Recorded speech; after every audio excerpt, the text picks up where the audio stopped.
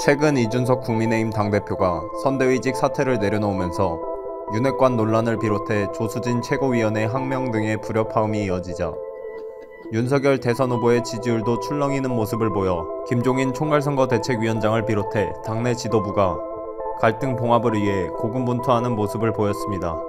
김종인 총괄선거대책위원장은 당내 불협화음의 요인들에 대해 점검하며 집단 속에 나선 분위기였는데, 김 총괄위원장은 29일 당사에서 기자들과 만난 자리에서 윤석열 후보가 대통령에 당선되면 무슨 정계 개편이 있다는 소리가 많이 나온다고 꼬집으면서 아침 회의에서 그런 되지도 않는 소리가 안 나오도록 좀 조치를 취하라고 말했다고 밝혔습니다.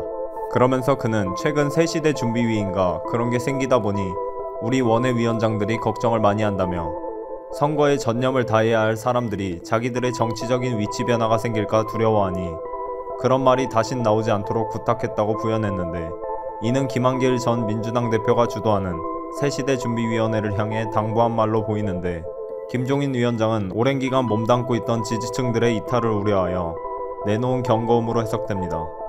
즉 정권교체를 위해서는 한쪽으로 치우친 선거운동으로 분열 가능성이 있는 발언들을 해서는 안 된다는 점을 꼬집은 것이기도 합니다.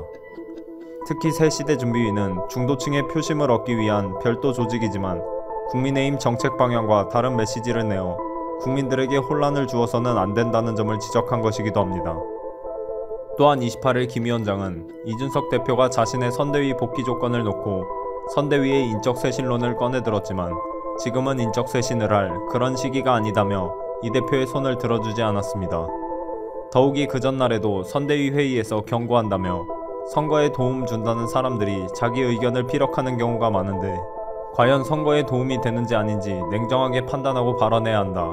후보가 정책적으로 약속한 것을 자기 생각과 맞지 않는다 해서 반대 의견을 개진하는 것은 아무런 도움이 되지 않는다. 선거를 돕기 위해서 밖에서 활동하는 당의 지지자들이 그런 실수를 절대로 범해서는 안 된다고 말하며 칼을 꺼내든 모습이었는데, 일각에서는 김종인 위원장이 당내 선대위 조직이 비대하여 여러 갈래로 나뉘어 있다 보니 분열과 갈등을 막고 선대위의 질서를 잡기 위한 발언들이라는 시각이 지배적이라고 관측했습니다.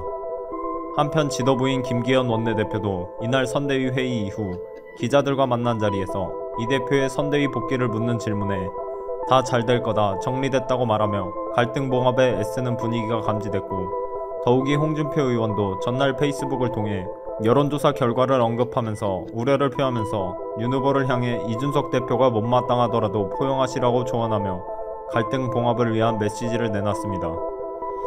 특히 홍 의원은 이 대표를 핍박하면 대선은 물 건너간다, 더 악화시키면 선거가 어려워진다면서 후보가 직접 나서서 갈등 관리를 하시기 바란다고 당부하기도 했습니다.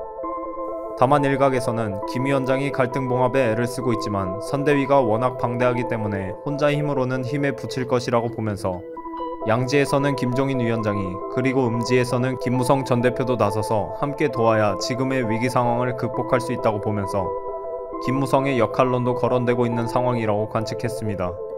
즉 윤 후보가 선거운동을 하기에도 일정이 벅찬 상황인 만큼 음지에서 갈등 관리를 도와줄 노련한 기술자가 필요하다는 얘기입니다.